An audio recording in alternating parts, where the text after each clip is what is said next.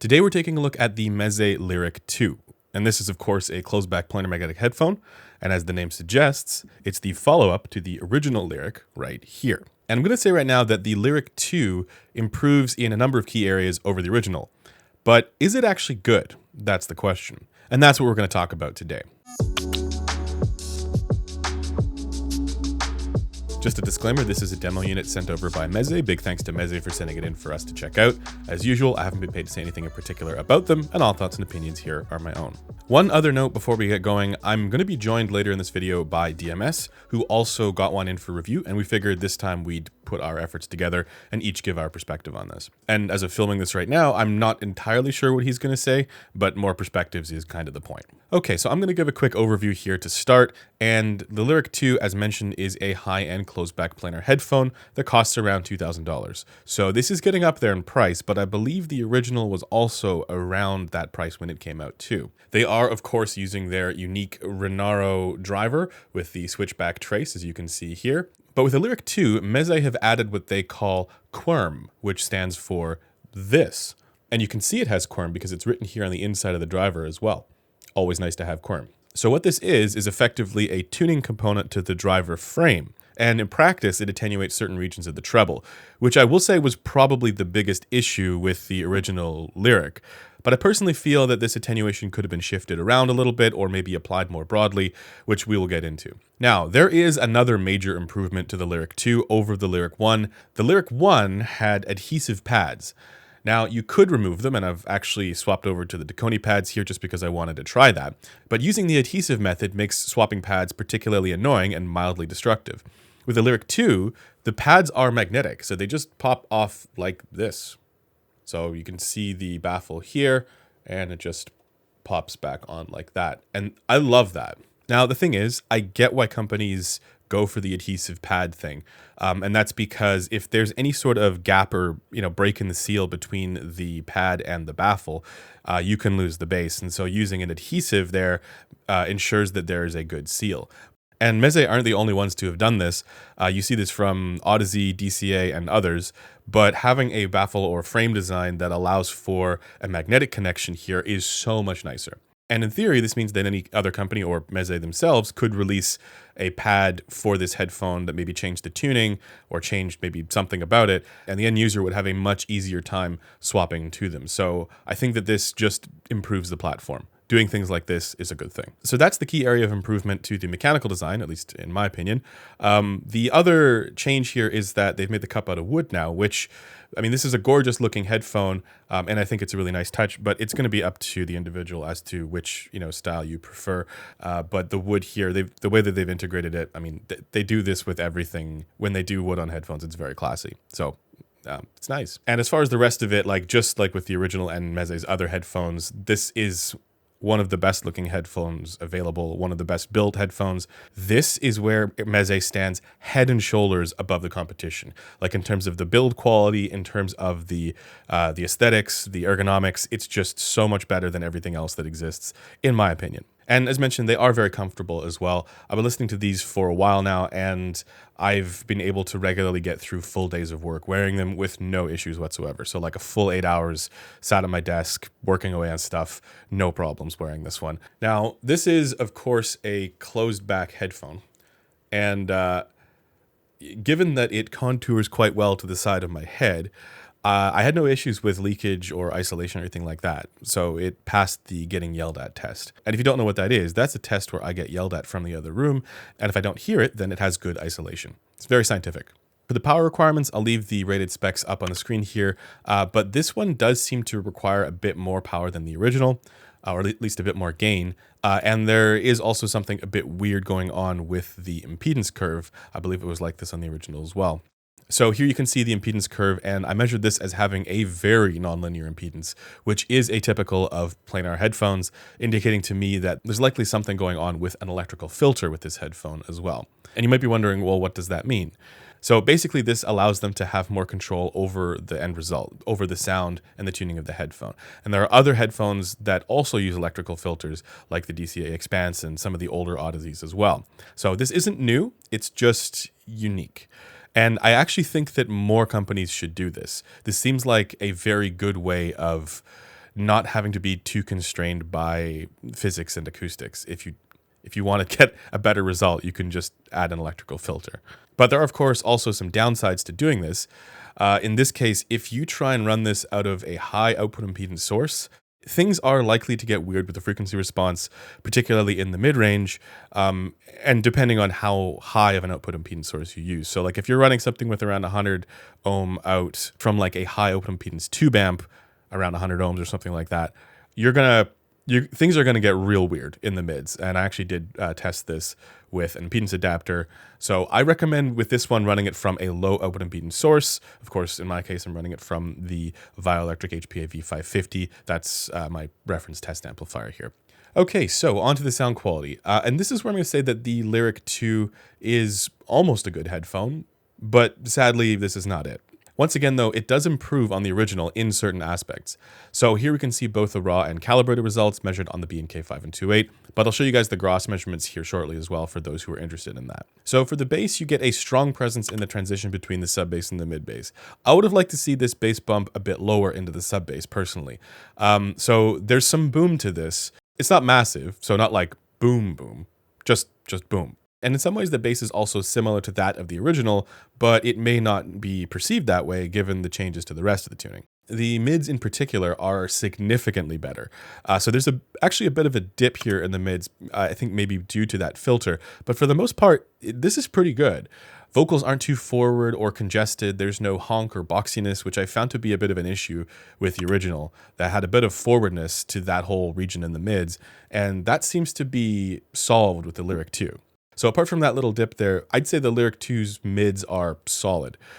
For the ear gain elevation, which is this region here, basically the transition between the mids and treble, the Lyric II has just a bit of glare to my ear, around 4K. I don't find it super fatiguing, but it is a little bit forward relative to my HRTF. But this is definitely on the clarity focused side of things rather than the relaxed side of things. So it's better suited for acoustic instrument tones, but maybe less good for rock and metal or other intense music in that region specifically.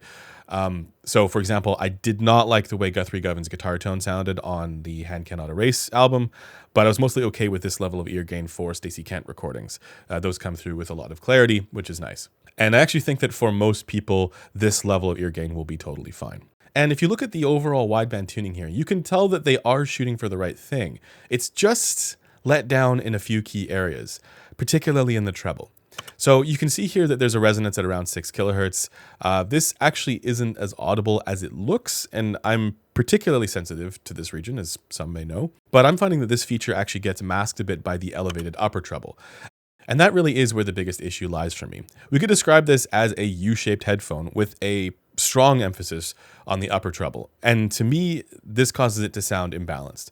Like to my ear, it's not overly sibilant so much as it is overly airy or unnaturally zingy up top in the 13K plus region. I do hear a few other quirks throughout the treble, but like that's the thing that bugs me the most. Kind of like how some of those older Odyssey headphones had that extra kind of shimmery presentation up top, if that makes sense.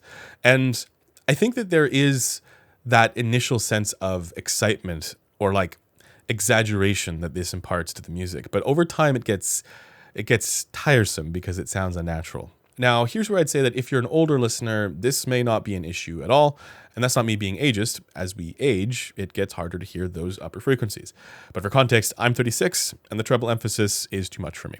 Now, here it is relative to Harman 2018. For those who are interested in the Gross measurements, think of this as a different head, and it might be different on your head as well. So some of the features are bound to be a bit different, but by and large, things are fairly similar. And you can see that the potential problem areas with this headphone trend similarly across both systems. And importantly, the distance between the mid treble and the upper treble is very clear on both. And I think that's really the biggest issue.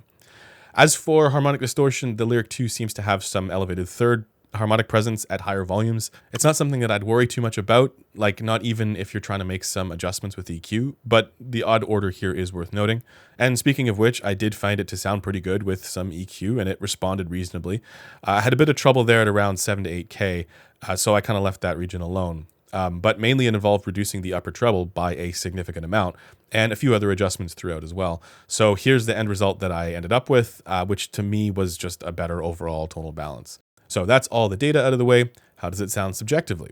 And remember that these are just descriptions of the subjective experience, not acoustic properties. So to me, the Lyric 2 has similar characteristics to the Aeon 2 Noir. So I wouldn't call it blunted, tones ring out clearly, it has good image separation, it's reasonably detailed, but I also find it to be a bit dynamically constrained without really any sense of physicality or intensity or gumption to it. So for the subjective experience, this is one that I'm actually totally fine with. There's nothing that is overly weird with the subjective experience, but it's also not blowing me away either. I think, again, maybe the timbre suffers here a little bit due to the elevated upper treble, which makes things sound a bit unnatural. That's probably the biggest issue that I have with it. But it's, for these types of planar magnetic headphones, I think for a lot of these other traits, it's kind of par for the course. So ultimately, as I said before, while they did make some improvements over the original, in particular with the mid-range, the Lyric 2 is still just an almost good headphone, but not quite, unless you really love that extra U-shaped sound. And with that in mind, I'd love to see Meze come out with some alternative pads or something to curb that upper treble zing, especially now that the pads are magnetic. But let's now hand it over to DMS and see if he got on with it any better than I did. Yeah, today we're talking about my favorite headphones, these little Bose Bluetooth ones. I'm just kidding with you. We're talking about the Lyric 2. I just have these for airplanes, and I haven't used these since the Focal Batiste came into the picture. So let's just... Perfect. So here's the thing, Meze has always done a nice job of making things that feel very nice in the head and feel very nice in the hand. The problems start to arise more in other areas. The fit, while extremely comfortable, is inconsistent for seal, and if I want to wear my glasses, I'm not going to get a seal at all. Even with these that are very thin framed, I just lose my bass as soon as I put them on. But there are also times when I'm just wearing these headphones and experience bass seal issues anyway. I have to press them onto my head.